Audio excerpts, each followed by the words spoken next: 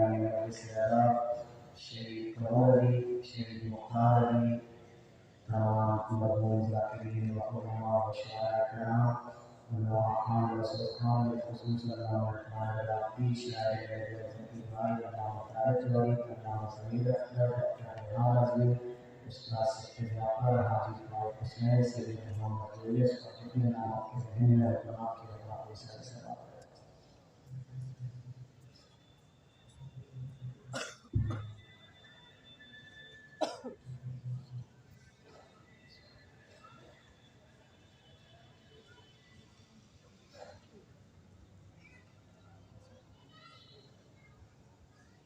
سورہ فاتحہ میں پیش لگائے کرم اور سیرہ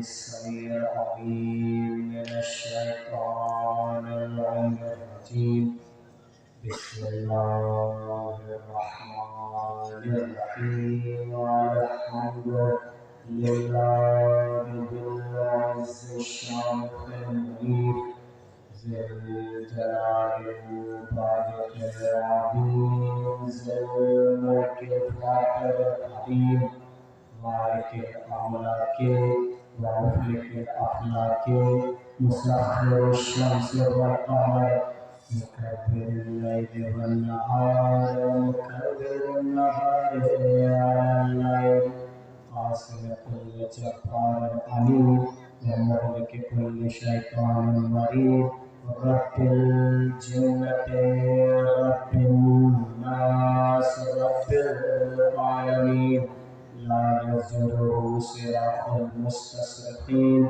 ولا يظلمه إلحاح الملحين القاسم للصالحين والموفق للمفلحين مولى المؤمنين الذي أنزل السكينة على قلوب المؤمنين جلت عظمته والصلاة والسلام وتحيته والإكرام على النبي الأمي القرشي العربي الهاشمي المكي المدني الأبتهي والمطلبي حبيب قلوبنا وشفيع ذنوبنا وطبيب نفوسنا ومولانا أبي القاسم محمد صلى الله عليه وسلم وعلى البركة الطيبين الطاهرين المعصومين المظلومين الهاديين المهديين المنتجبين المنتخبين المطهرين الذين أذهب الله عنهم الرجس وطهرهم تطهيرا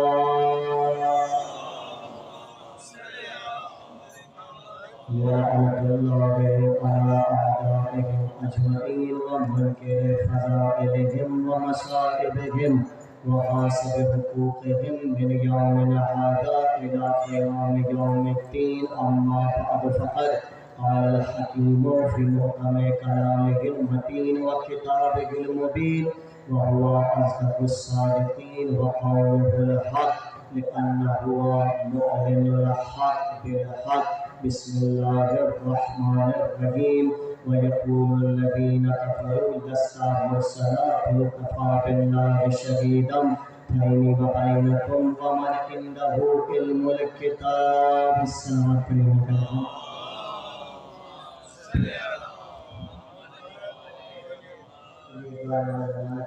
تعظیم کے لیے ہمارا کی خوشنودی کے لیے میں کر رہا ہوں بلند بلند بھیجیے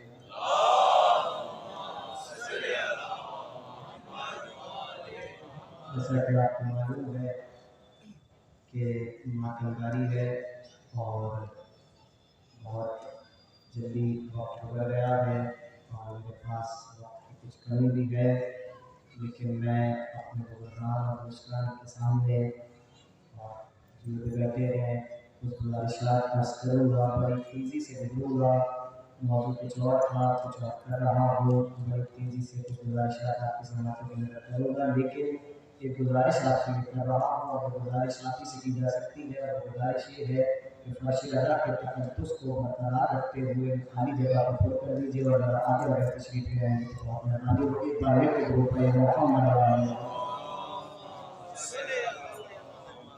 مشاہدے میں ہمارے ابراہیم کے بعد جو ہے وہ بھی دیجیے گا.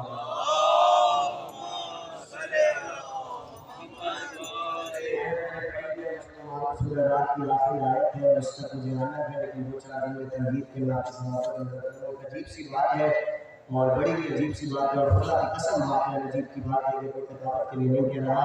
اور بات یہ عجیب سی ہے کہ ابھی میں قرآن دیکھ رہا تھا اور آپ سب صاحبان قرآن بیٹھے ہوئے ہیں، آپ نے قرآن کو ہر پہاڑ کو سے مطالعہ لیکن کیا ہوا ہے. آپ جب قرآن کو اس نظر سے دیکھیں گے تو آپ کو ایک راز پتہ چلے گا، اور وہ راز قیامت کا راز ہے. اور وہ راز یہ ہے کہ پروردگار نے پورے قرآن میں جہاں آسمان کی بات کی، جہاں زمین کی بات کی، جہاں سورج ستارے چاند میری آپ کی حیوان دریا پرندے مچھلی جس کی بھی خدا نے قرآن میں بات کی ہے، آج کی کل کی گزرے ہوئے کل کی آنے والے کل کی ماضی کی مستقبل کی حال کی، جب بھی اس نے اپنا ذکر اگر کسی شے کے ساتھ جوڑا ہے تو اس نے بار بار ایک انداز سے اپنا ذکر جوڑا اور وہ کہنے لگا کہ ہمیں ایک مان لو. تم پہ لازم ہے کہ ہمیں ایک مان لو. ہم احد ہیں، ہم واحد ہیں، ہم احد ہیں، ہم واحد ہیں، ہم احد ہیں، ہم واحد ہیں. کبھی کہتے رہا الہ واحد، کبھی کہنے لگا واحد القہار، کبھی کہنے لگا قل هو اللہ احد. بڑی پڑی ہوئی ہے آیتیں، میں آپ کو لطف دکھاؤں اور آپ اتنے لطف لیں گے. اللہ نے بار بار اپنے آپ کو ایک بنوایا، کبھی احد کے ذریعے کبھی واحد کے ذریعے. اور فرق بڑا باریک سا ہے، یہ کوئی بات کرنے کی ہے نہیں، لیکن آگے جو کہتے ہیں کہ احد اور واحد میں فقط اتنا سا فرق ہے کہ احد اس ایک کو کہتے ہیں کہ جس کا نہ دگنا ہو سکے نہ آدھا ہو سکے، اور واحد اس ایک کو کہتے ہیں جس کا دگنا بھی ہو جائے اور جس کا آدھا بھی ہو جائے. چونکہ پروردگار ہر فطر ذہنی کے انسان سے مخاطب تھا، اس لیے اس نے احد کم استعمال کیا، کیونکہ انسان کی فطر کے نزدیک نہیں ہے کہ کیسے اس ایک کو مانے کہ جس کا دو بھی نہ ہو سکتا ہو اور آدھا بھی نہ ہو سکتا ہو. اس لیے اس نے واحد استعمال کیا. میں آپ سے بھولنے کا تقاضا ابھی کر بھی نہیں رہا، تمہید کا آخری جملہ کہوں گا، آپ بولیں گے اور انشاءاللہ ایسا بولیں گے کہ آپ خود خوش ہو جائیں گے. سماعتیں میں نے صرف آپ کی اپنی طرف رکھنی ہے کیونکہ بڑا عجیب رخ دکھانے جا رہا ہوں میں آپ کو. اور وہ رخ یہ ہے کہ پروردگار نے بار بار قرآن میں کہا ہمیں ایک مانو، ہمیں ایک مانو، ہمیں ایک مانو. آپ کی اور میری زندگی کی سرنامے کی سورہ کی پہلی آیت کا پہلا جملہ یہی ہے، قل هو اللہ احد. کہہ دو کہ پروردگار ایک ہے.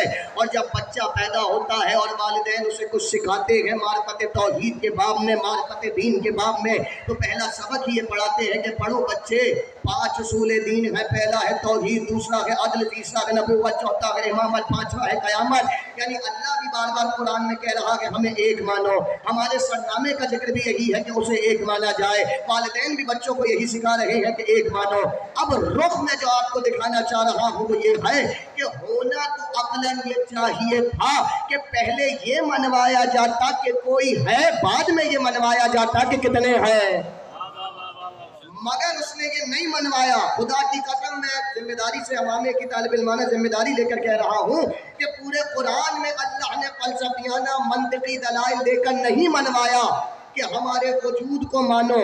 اس نے کوئی لمبی لمبی چوڑی بحثیں نہیں چھیڑی ہے عقلی اور علمی کی اس کا وجود ہے. اس نے کہا وجود چھوڑو، ہمیں ایک مانو.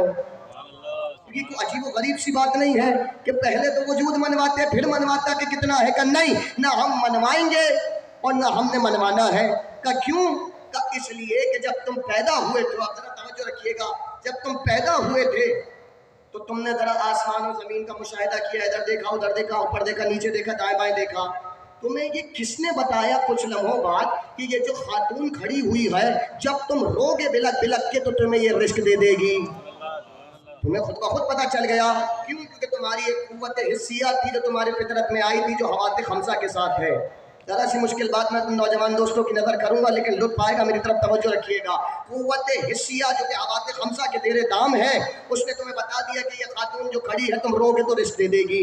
وہ قوت حسیہ ذرا ڈیویلپ ہوئی، ذرا اس نے قدم اور طے کیا ترقی کی راہ پر، وہ سپرلیٹو ڈگری پر آئی تو وہ قوت حسیہ قوت متخیلہ میں تبدیل ہو گئی جسے قوت خیالی کہتے ہیں. اس نے پکار کر پھر یہ کہا کہ یہ جو خاتون میرے رونے پہ مجھے رزق دے رہی ہے یہی وہ ہے کہ جسے میری ماں بنا کر اتارا گیا ہے. یہ بچے کو کوئی بتا نہیں رہا، یہ اس کی وہ قوت بتا رہی ہے. اس کے بعد پھر ایک اور درجہ آگے بڑھا. جب ایک اور درجہ آگے بڑھا تو اس قوت متخیلہ نے ایک اور درجے میں قدم رکھا، اور وہ ہے قوت وہمہ، جو کہ وہم سے نکلی ہے. اور یہ اردو والا وہم نہیں ہے جس کا علاج حکیم لقمان کے پاس بھی نہیں تھا. یہ وہ وہم ہے جو قوت متخیلہ کی اعلیٰ ڈگری ہے، اعلیٰ صنف ہے، اعلیٰ ترقی یافتہ شکل ہے. اس نے یہ پکار کے بچے کو بتایا کہ یہ جو ماں کھڑی ہے، یہ خاتون کھڑی ہے جو رونے پہ مجھے رزق دے رہی ہے، میں ساری زندگی ساری دنیا سے روگردانی کر لوں مگر مجھے اس سے منہ نہیں پھیرنا ہے. بچہ ہے بظاہر ننھا سا، لیکن اس کے ذہن میں یہ تلاطم چل رہا ہے. توجہ ہے آپ کی؟ بہت مختصر سی بات ہے، میں نتیجہ دوں گا اور بات کو ختم کر دوں گا. اللہ کہہ رہا کہ ہم نے تمہارے سسٹم میں، تم یہودی کے گھر میں پیدا ہوئے، عیسائی کے گھر میں پیدا ہوئے، دہریہ کے گھر میں پیدا ہوئے، تم نے دیکھا اور دیکھ کے قبول کر لیا کہ یہ خاتون جو کھڑی ہے رونے پر تمہیں جو رزق دے رہی ہے یہ تمہاری ماں ہے، اور تم یہ بھی سمجھ گئے کہ تمہیں اس سے روگردانی نہیں کرنی ہے. یعنی بچہ ہے لیکن یہ سمجھ گیا کہ جہاں سے رزق ملتا ہے وہاں سے روگردانی نہیں کی جاتی ہے. یہ تو بدبختی جوانی میں نظر آئی کہ رزق بھی کھا رہے ہیں اور اسی کی نافرمانی میں بھی مبتلا ہے. اب وہ بچہ جب قوت حسیہ سے قوت متخیلہ سے قوت وہمہ سے ایک اور قوت میں آیا جسے قوت مدرکہ، جسے قوت عقلیہ کہا جاتا ہے، اس نے اسے پکار کر کہا کہ ذرا میں نظام کو غور سے تو دیکھوں. بچہ ہے مگر کہا نظام کو غور سے تو دیکھوں. اس ماں نے میرے رزق کو کہیں سے براہ راست لے کر میرے منہ میں نہیں داخل کر دیا. اس نے پہلے چند ذرات لیے، ذرات کا حلول بنایا، پھر اس محلول کو اس قابل قرار دیا کہ اسے میرے لبوں تک لائے، اسے ایک چمچے کے نوالے سے ذریعے اٹھایا اور میرے لبوں تک لے آئی. یعنی بچہ یہ دیکھ کر یہ نظام سمجھ گیا کہ میرا یہ ننھا بھر سا رزق بھی اگر یہ بنانے والی نہ ہوتی تو کبھی بننے کے قابل نہ ہوتا. بس ہو گئی بات ختم. اس کا مطلب اس بچے کے نفس نے، فطرت نے، غیرت نے، نیچر نے پکار کر کہا کہ اگر یہ ننھا سا رزق، یہ تھوڑا سا رزق اس ماں کے بنائے ہوئے کے بغیر بن نہیں سکتا تو یہ پوری کائنات کسی بنائے ہوئے کے بغیر کیسے بن جائے گی؟ اب جملہ فقط ایک ہی ہے اور وہ یہ ہے کہ یہ جو دہریہ ہے، یہ جو کمیونسٹ ہے، جو خدا کو مانتا نہیں ہے، یہ کوئی جاہل کا بچہ تو نہیں ہے. یہودی عیسائی بھرے پڑے لوگ موجود ہیں، ان کے درمیان حکومت کر رہا ہے، بڑا بڑا آدمی ہے، تو اسے جاہل نہیں کہنا چاہیے. اگر آپ نے جملہ اسی طرح سن لیا جس طرح میں چاہ رہا ہوں، اسے جاہل نہیں کہنا چاہیے، اسے گوار نہیں کہنا چاہیے، اسے فقیر نہیں کہنا چاہیے، اسے بے غیرت کہہ کے پکارنا چاہیے کہ تو نے کون کہہ رہا ہے کہ نبی مان، کتاب مان، کسی رسول کو مان، مگر اپنی تو مان. جو اندر سے پکار کر کہہ رہا ہے کہ کوئی ہے، جب اس کے اندر سے آواز آئی کوئی ہے، اسی لیے قرآن میں خدا نے کوئی منطقی دلائل اپنے وجود پہ نہیں دیے ہیں. یہیں سے تو چلا تھا میں، یعنی اس نے انسان کو انسان ہی کے ذریعے منوا لیا کہ کوئی ہے، منوا لیا. اب اس نے کہا کہ کتنے ہیں تو تم بھی اپنے ہی ذریعے مان لو. تم نے دیکھا جس دن سے نکل رہا ہے، جہاں سے سورج نکل رہا ہے وہیں سے نکلتا ہے، جہاں ڈوب رہا ہے وہیں ڈوب رہا ہے. جیسے ستارے چمک رہے تھے کل ویسے ہی آج ہی چمک رہے ہیں، جیسے دریا چل رہا تھا ویسے ہی آج ہی چل رہا ہے، جیسے دو آنکھیں لے کر انسان اتر رہا تھا ویسے ہی اتر رہا ہے. اگر نظام میں کوئی تبدیلی آ جائے تو اسے فوق العادہ، اسے ریئر کیس کہا جاتا ہے، ورنہ سب کچھ جیسا چل رہا تھا ویسے ہی چلتا آ رہا ہے. اگر تمہیں یقین نہیں تو باپ سے پوچھ لو، باپ بھی یہی کہے گا کہ جس دن سے چل رہے ہیں اسی نظام پہ چل رہا ہے. پھر یقین نہیں ہے تو دادا بزرگ سے پوچھ لو، وہ بھی یہی کہیں گے کہ جب سے دیکھ رہے ہیں ایسے ہی چل رہا ہے. پھر اپنے آپ کو دیکھو اور اپنے درمیان دیکھ کر یہ فیصلہ کرو کہ جہاں ایک سے زیادہ ہو جاتے ہیں وہاں لازمی اختلاف رائے ہوتا ہے. ایسا ہو نہیں سکتا کہ دو ہو یا دو سے زیادہ ہو اور اختلاف رائے نہ ہو. وہ الگ بات ہے، پتہ نہیں جملہ ہے ممبر کا کہ نہیں ہے، لیکن وہ الگ بات ہے کہ بھائی پنتی کے اندر کبھی کبھار کوئی کہتا ہے کہ آج آپ کی بات مان لیتے ہیں، آج آپ کی بات رکھ لیتے ہیں، مگر اختلاف رائے تو ہر جگہ پر ہوتا ہے. کائنات کا نظام برسوں سے ایک ہی نظام پہ چل کے بتا رہا ہے کہ جب نظام ایک چل رہا ہے تو چلانے والا بھی ایک ہی ہے. ابھی تک عقلی قانون کے تحت خدا تک پہنچ گئے تھے، ضرورت نہیں تھی کسی اور شے کی، ضرورت نہیں تھی کسی نبی کی، ضرورت نہیں تھی کسی وسیع کی. کیوں؟ اس لیے کہ ہمارا دین وہ اور ہوں گے کہ جن کا دین قیاسات کی دنیا میں گم ہو جاتا ہے. ہمارا دین عقل کے سفینہ نجات پہ سفر کرنے والا دین ہے. ابھی تک کسی کی ضرورت نہیں تھی، مگر اس نے پکار کے دنیا سے کہا کہ تمہاری عقل نے ایک اور قانون بنایا ہے، اس قانون کو بھی ہم تشنہ تفصیل نہ چھوڑیں گے، اسے بھی مکمل کریں گے. تاکہ تم قیامت والے دن ہمارے سامنے اکڑ کر نہ کھڑے ہو سکو کہ تو نے اپنے نظام کو مکمل نہیں کیا، اب ہمیں تو جہنم میں نہیں ڈال سکتا۔ میں بہت بڑی بات کرنے جا رہا ہوں اور اشاروں ہی میں کروں گا اور بڑی تیزی سے گزروں گا، میرے ساتھ اسی طریقے سے رہیے گا۔ اللہ کہہ رہا ہے تمہارا ایک نظام ہے اور وہ نظام اہل عقل ہے، اس لیے ہم اسے قبول کرتے ہیں۔ وہ نظام کیا ہے؟ وہ نظام ہے شہادت کا قانون، وہ نظام ہے کہ شہیدوں کی مجلس ہے، وہ نظام ہے شہادت کا نظام۔ شہادت کا مطلب وہ نظام ہے گواہی کا نظام۔ شہادت کا پہلے مطلب ہی گواہی ہے۔ یہ جو شہید کو شہید کہا جاتا ہے اس لیے نہیں کہا جاتا کہ خون میں لت پت ہے، اس لیے کہا جاتا ہے کہ اس کی رکتی ہوئی سانسیں کسی کی زندگی کی گواہی بن رہی ہوتی ہے۔ کہا کہ میں نے اس کی رکتی ہوئی سانسیں کسی کی زندگی کی گواہی بن رہی ہوتی ہے، اس لیے اسے شہید کہا جاتا ہے۔ تو شہادت کا قانون ہے، اور قانون کیا ہے شہادت کا؟ قانون گواہی کیا ہے؟ قانون گواہی یہ ہے کہ جب عدالت میں کسی معاملے میں گواہ طلب کیے جاتے ہیں تو گواہوں کے بغیر وہ بات حقیقت نہیں مانی جاتی، اور گواہوں کے بعد اس میں کسی شک و شبہ کی کوئی گنجائش نہیں ہوتی۔ توجہ ہے آپ کی؟ اب پہنچے عدالت میں گواہی دینے، کتنے چاہیے؟ کہ ایک سے کام نہیں چلے گا، کہ ایک بہت معتبر لے کر آئے ہیں، کہ مرد علی خضر بھی لے کر آ جائیے، ایک سے کام نہیں چلے گا، کم از کم 2 گواہ ہونے چاہیے، تب نظام مکمل ہوگا۔ کہ ٹھیک ہے 2 گواہ لے کر آ جاتے ہیں۔ ایک میں گواہی دینے پہنچا، ایک صاحب گئے پاگل خانے سے حیدرآباد کے کسی پاگل کو پکڑ کے لا کے کھڑا کر دیا اور کہا لیجیے 2 ہو گئے۔ تو جج نے جلال کے عالم میں آ کر کہا گنتی میں 2 مکمل نہیں کرنے تھے، معیار بھی تو برابر ہونا چاہیے تھا۔ سن رہے ہیں آپ؟ جاگ رہے ہیں؟ گنتی میں 2 نہیں ہونے چاہیے تھے، معیار بھی تو برابر ہوتا۔ کہا ٹھیک ہے، کہا تو 2 گواہ ہو اور دونوں کا معیار بھی برابر ہو۔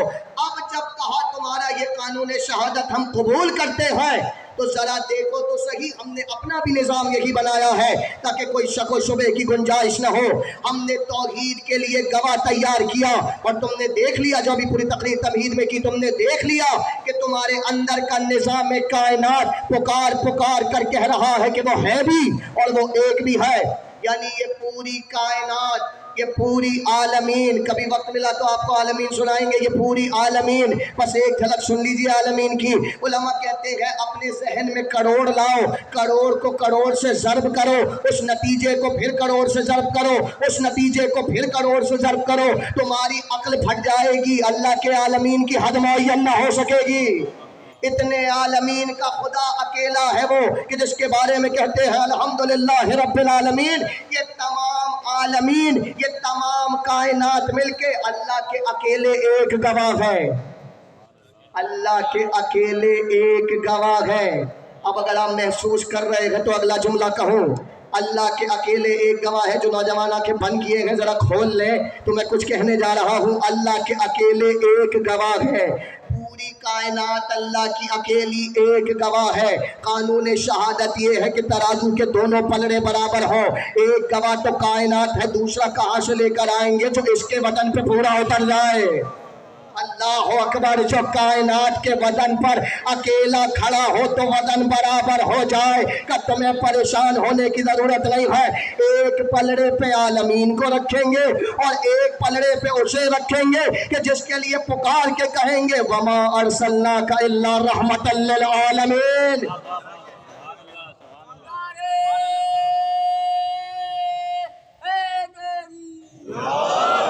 ایک پلڑے پر، بس توجہ رکھیے گا، بڑی تیزی سے گزروں، ایک پلڑے پہ محمد مصطفیٰ۔ جملہ کہہ دوں اگر آپ، کیونکہ رضویہ میں بیٹھا ہوا ہوں اور یہ ممبر بڑا قیمتی ممبر ہے تو یقیناً ضائع نہ ہوگا۔ جو اپنے سینہ مطہر پر پوری کائنات کا بار اٹھائے ہوئے ہو اس ذات گرامی کو محمد مصطفیٰ کہا جاتا ہے۔ اللہ اکبر، کون سمجھے رسول اکرم کی عظمت؟ ایک طرف پیغمبر، ایک طرف کائنات، پلڑا برابر، گواہی مکمل۔ اب قیامت کے دن کو یہ نہیں چل سکتا تم نے تو گواہی بھیجی ہی نہیں تھی، اس لیے تجھے حق نہیں پہنچتا کہ ہمیں جہنم میں ڈال دے۔ قیمتی بات ہے یہ، حق نہیں پہنچتا کہ ہمیں جہنم میں ڈال دے۔ مگر پروردگار جب میں گواہی دینے پہنچا تھا تو جج نے مجھ سے کہا تھا صاحب آپ کی گواہی تو بعد میں ہوگی، پہلے اپنا تعارف تو کرائیے۔ اس کا مطلب گواہ کے گواہی کی بھی ضرورت ہے۔ जाग रह गए आप। गवाह की भी गवाही की जरूरत है। इसीलिए तो सूरह रात जो सरनामे में आयत पड़ी है, अल्लाह ने पुकार कर कहा वयक़ूलुल्लज़ीन कफ़रू, ये मनहूस बदबख्त काफिर कहते हैं लस्ता मुरसला, कि तुम रसूल नहीं हो। इनसे कह दो, कौन? इनसे कह दो कफ़ा बिल्लाहि शहीदम बैनी व बैनकुम, हमारी गवाही के लिए तुम्हारी जरूरत नहीं है, हमारा परवरदिगार ही काफी है। अल्लाह अकबर। जिस मोहम्मद की गवाही के लिए खुदा काफी हो। तो अब आपको लगता है किसी को, आपसे मुराद किसी को अगर लगता है शिर्क है तो भले शौक से लगे, किसी को लगता है कुफ्र है तो बार बार लगे, किसी को लगता है कि बिदत है तो जहन्नमी को बिदत लगती रहे, मगर ये कुरान की आयत है, कानून शहादत तुम्हारा है, आयत कुरान की है कि गवाही दो की होगी और मयार बराबर होगा। तो कायनात के मयार पे तो रहमतुल लिल आलमीन आ गया, खुदा की गवाही के मयार पे कौन आएगा? बड़े से बड़ा उठ के लाता तो काफिर हो जाता, लेकिन अगर खुदा ही ले आए तो फिर किसी को एतराज की जरूरत तो नहीं होगी। इसीलिए तो आयत में जिक्र किया वयक़ूलुल्लज़ीन कफ़रू लस्ता मुरसला कुल कफ़ा बिल्लाहि शहीदम बैनी व बैनकुम व मन इंदहु इल्मुल किताब, हमारा पहला गवाह खुदा है, दूसरा वो है कि जिसे एक दो नहीं पूरी किताब का इल्म दे के भेजा गया। अब गर्दिश ज़माना है और बड़ी खूबसूरत गर्दिश ज़माना है और तकरीर खत्म हो गई।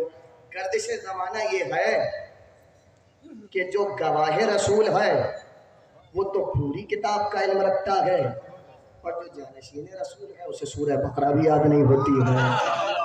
ये गर्दिश ज़माना है। इस ज़माने पर, इस दुनिया पर अली ने खड़े होकर लानत करके कहा था तलाक तलाक तलाक। तुझे क्या पता कि हम कौन है? तू क्या समझेगी कि हम कौन है? हम तुझसे लेने नहीं आए हैं, तुझे यहाँ से वहाँ पहुँचाने आए हैं। अब तेरी मर्जी है कि आजा तो गवाही के पलड़ों को मुकम्मल कर दे। कर दूं बात मुकम्मल। अल्लाह की गवाही के लिए दो गवाह कायनात और मोहम्मद, मोहम्मद की गवाही के लिए दो गवाह अल्लाह और अली। जुमला खतरनाक कहूँगा, खुदा करे कि पहुँच जाए।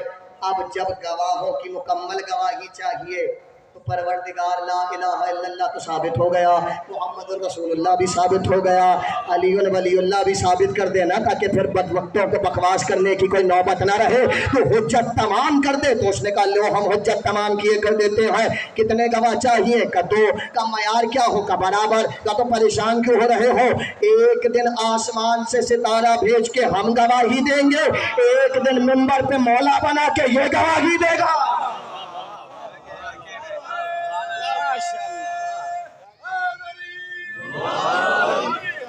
गवाही मुकम्मल हो जाए तो फिर किसी शक व शुबे की गुंजाइश न रहे।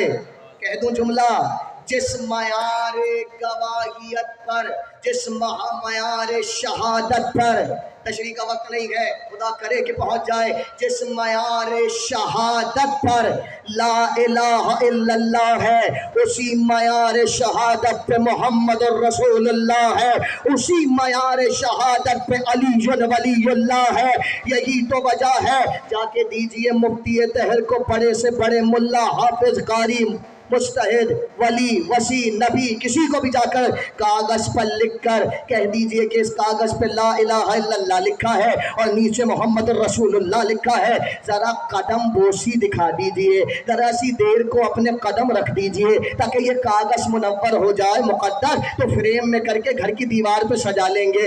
आखिरी जुमला है, तकरीर खत्म हो जाएगी। बड़े से बड़ा होगा पलट के यही कहेगा दिमाग खराब हो गया है आपका, हमें काफिर करना चाहते हैं, हमें नजस करना चाहते हैं। इतने बड़े साहिब दस्तार बने बैठे हैं, 50 फीट का अमामा पहने बैठे हुए हैं, जरा इस पे रख दीजिए कदमों को थोड़ी देर के लिए तो कागज मुनव्वर हो जाएगा। का जितने भी बड़े हो जाए मगर ला इलाहा इल्लल्लाह पे कदम नहीं रख सकते, मोहम्मद रसूलुल्लाह पे कदम नहीं रख सकते। वो कौन था? वो कौन था कि सरापा मोहम्मद थे। एक तरफ मोहरे तौहीद थी, सलामत रहे आप, एक तरफ मोहरे नबूवत थे। एक बार इशारा करके बुलाया, काबे में बुलाया, चार दीवारी में नहीं बुलाया। तो आओ अली आओ, एक कदम इधर रखो, एक कदम उधर रखो, इन पत्थरों के बुतों को भी तोड़ दो, मुनाफिकों के दिलों के बुतों को भी तोड़ दो।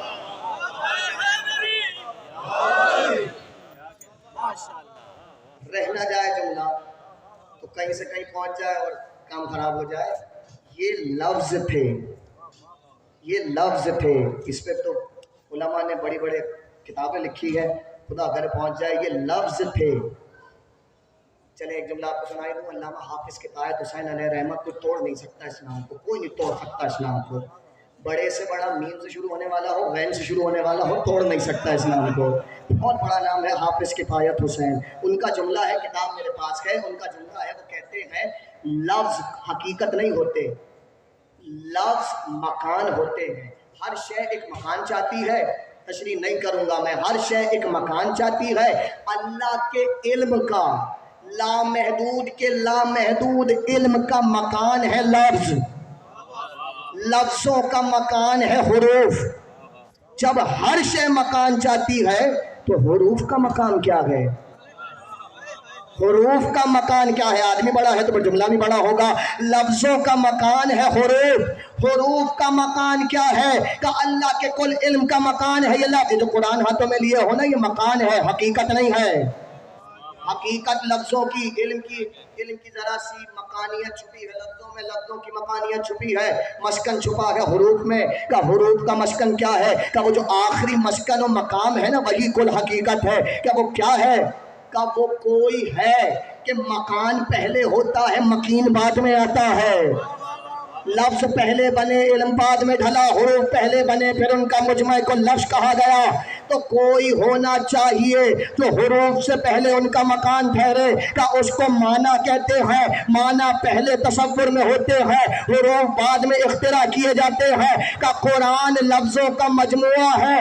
معنی کو حقیقت محمدی کہتے ہیں، اور اسی حقیقت محمدی کو، ان کا جملہ تمام ہو گیا، اسی حقیقت محمدی کو منبر پہ بیٹھ کر کہنے لگے اولون محمد، اوسطون محمد، آخرون محمد، وکلون محمد. ہم ہی تو 14 ہیں جو اللہ کے علم کا مکان حقیقی ہے. پیغمبر کے دوش پہ لفظ رقم تھے، کاندھے پہ حقیقت الہیہ کھڑی ہوئے تھے.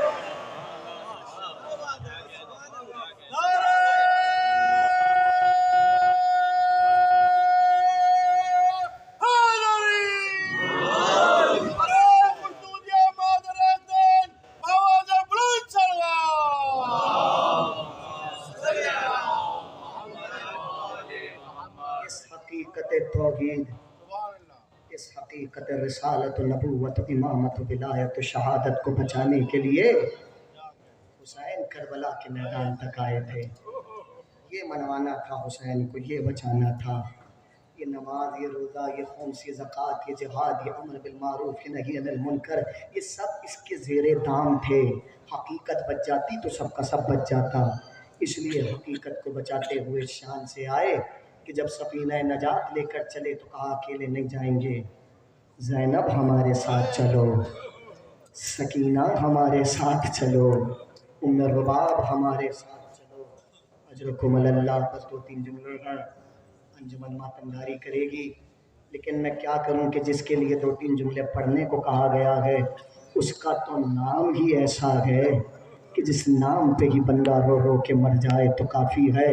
اس لیے کہ رخ آپ کو میں دکھاؤں اگر تو وہ حسین کہ جس کے گود میں علی اکبر جیسا شہزادہ تھا، وہ حسین کہ جس کے دامن میں قاسم جیسا نوشا تھا، وہ حسین کہ جس کے آنگن میں زینب جیسی بہن تھی، وہ حسین کہ جس کے صحن میں فاطمہ صغریٰ جیسی بیٹی تھی. وہ حسین راتوں کو اللہ سے راز و نیاز کرتے ہوئے کہتا تھا پروردگار ایک ایسی بیٹی عطا کر دے. اللہ اکبر. اجرکم اللہ. ہماری عادت یہ ہے کہ ہم جملے سنتے ہوئے گزر جاتے ہیں. محسوس کیا کیجیے، اگلا جملہ روکا ہے میں نے خود، اس لیے کہ آپ کو کچھ محسوس کرانا چاہ رہا ہوں. مسائل زیادہ نہیں پڑھوں گا، لیکن جو پڑھوں گا وہ محسوس کر کے سنیے گا. خدا یہاں پہ باپ بیٹھے ہوئے ہیں. جب اولاد آ جاتی ہے نا تو ماں باپ کی زندگی پھر اولاد کے نام ہو جاتی ہے. باپ یہ دعا تو کرتا ہے، عجیب رخ ہے، اگر سمجھ گئے تو بہت روئیں گے. باپ یہ دعا تو کرتا ہے کہ میری بیٹی کی آنکھوں میں کبھی آنسو نہ آئے. یہ کیسا باپ تھا جو مصلی پہ بیٹھ کر کہہ رہا تھا پروردگار ایسی بیٹی دے دے کہ جب تیری راہ میں حسین نکلے تو خیمے کے در پہ روتا ہوا چھوڑ کر نکلے. अजरकुम अल्लाह, अजरकुम अल्लाह। हाँ, समझ समझ के रोइएगा, बेशक ज्यादा न रोना है, लेकिन इसी तरह रोइएगा समझ कर। कभी रात को तन्हाई में बैठ के सोचिएगा जरूर कि क्या थी सकीना और क्या थे हुसैन, खुदा मालूम क्या मंजर था। रावी कहता है जब से दुनिया में आई थी कभी जमीन पे कदम नहीं रखा था। हुजूर ये शायरी नहीं है, ये खिताबत नहीं है, ये रिवायतें हैं। कभी जमीन पे कदम नहीं रखती थी, इसलिए कि जिसके घर में अब्बास जैसा चचा हो, जिसका अली अकबर जैसा भाई हो, जिसका हुसैन जैसा बाप हो, सुबह को जब आँख खुलती थी तो जैनब अपने हाथों से बालों में कंघी किया करती थी। क्या मंजर होगा अज़ीज़ों, क्या मंजर होगा मुझे नहीं मालूम। वो जैनब कि जिसने सारी जिंदगी नाजुक जुल्फों में अपने हाथों से कंघी की होती, वो जैनब जब शाम के बाजार में उन्हीं बालों को खून में तर देखती होगी तो अली की बेटी पे क्या कुछ। अजरकुम अल्लाह, अजरकुम अल्लाह। बस अजीजों, रावी कहता है ये सकीना नाजों से पल पल कर करबला के मैदान तक आ गई। दो रिवायतें पढ़नी है, मातमदार मातमदारी करेंगे, आप सब रोएंगे। रावी कहता है यही तारीखें थी, यही तारीखें थी कि एक बार शाम के बाजार से इस काफिले को गुजारा जा रहा था। अब मंजर ये है, ज़रा सी गर्दन उठाइएगा, मेरी तरफ देखिएगा। मैं खुद समझा करता था पहले, शायद खतीब अपने ही इख्तिरा में कहता है, हाथ जोड़ रहा हूँ, इमाम ज़माना का जुमला है। मौला कहते हैं उन पर सलाम हो जिनके हाथ पसे गर्दन बंधे हुए थे। अल्लाह अकबर, पसे गर्दन बच्ची के भी हाथ बंधे थे। अब एक जुमला सुनिएगा, एक बार ताज़ियाना रिवायत आपके सामने की है, मैं रुख कुछ दिखाना चाह रहा हूँ। वो ताज़ियाना लेकर सैयद सज्जाद के पास आया, उसने कहा अपने बाप से कहो ये मौत से दिखाने की जा नहीं है। का क्या हुआ? का तुम्हारे बाप का सर नो के नेज़ा से ज़मीन पर आ गया है, आगे नहीं बढ़ता है। एक बार उतरे और उतर के बाबा के पास आए, का बाबा बाबा अब आपके बेटे की कमर पे ताज़ियाने खाने की हिम्मत नहीं रही, बाबा अब कोई जगह खाली नहीं है। कहते हैं कटे सर से आवाज़ आई, ऐ मेरी जान। जुमला पढ़ने से पहले कुछ कह रहा हूँ, मैंने बार बार कहा कि तसव्वुर से सुना कीजिए, सुन के ना गुजरा किया कीजिए। आपने ऊँट देखे हैं, अरब के ऊँट से दुगने ऊंचे होते थे। आप सब ने 4 बरस की बच्ची भी देखी होगी, क्या नाजुक सी होती है, क्या फूल सी होती है। अब तसव्वुर कर लेना रोने वालों, हुसैन ने रोकर कहा, ऐ मेरे जान सज्जाद, वो जो मेरे सीने पे सोते थे वो ऊँट से जमीन पर। अल्लाह अकबर, अल्लाह अकबर। खुदा आपको किसी गम में न रुलाए सिवाय सैयदा के लाल के गम में बस आए। मैंने क्यों पढ़ा था कि हाथ पसे गर्दन बंधे हैं? जानते हैं क्यों पढ़ा था? मुझे 2 लम्हे दीजिएगा, 2 लम्हे दीजिएगा मुझे। जानते हैं क्यों पढ़ा था? मेरी तरफ देखिएगा, मुझे एक रिवायत सुन लीजिए मुझसे। रावी कहता है कि हाथ पसे गर्दन बंधे थे। जब सैयद सज्जाद वापस लौट कर आएंगे ना, रावी ये कहता है मैं देख रहा था ज़ैनब कुबरा ने, मैं इशारा कर सकूंगा, खुदा करे कि समझ जाए, अमारी से पूछा पलट कर, वो अमारी जिसका पर्दा नहीं था, उससे बेटे को देखकर कहा, बेटे ये काफिला आगे क्यों नहीं जाता? कभी अम्मा बाबा का सर नोके नेज़ा से जमीन पर आ गया है और बाबा ये कहते हैं कि सकीना के रास्ते में गिर गई है। खुदा की कसम समझ जाइएगा। रावी कहता है मैं देख रहा था अली की बेटी उतरेगी कैसे। उन मलाउनों ने सवारी को जमीन पे नहीं बिठाया, ये ऐसे ही गिरी जैसे दरिया के किनारे अब्बास बगैर बस। सकीना को ढूंढती चली, सकीना को ढूंढती चली। रावी कहता है लो हो गई मजलिस, सकीना को ढूंढती चली, आवाज देती जाती थी, मेरी जान कहाँ हो, मेरी प्यारी कहाँ हो। कहीं से जवाब न आया तो उन तमाशाइयों के दरमियान ज़ैनब कुबरा की निगाह पड़ी। एक बुर्का पोश बीबी थे जो एक बच्ची को सीने लगाए थे। एक बार आगे बढ़ के कहा, जुमला सुन सकेंगे, रिवायत का है, कहती है आगे बढ़ के कहा, मौज़मा तूने हम गरीबों को बहुत एहसान किया है, हम क़यामत तक तेरे एहसान मंद रहेंगे। बस एक बार अपने चेहरे से नकाब हटा दे ताकि ज़ैनब तेरा चेहरा देख ले। क़यामत में अम्मा ज़हरा से जब मिलूंगी तो तेरी शफाअत की वादा करती हो। बस इतना कहना था। एक बार नकाब के पीछे से आवाज आई, ज़ैनब नहीं पहचानी, अरे मैं तेरी गरीब माँ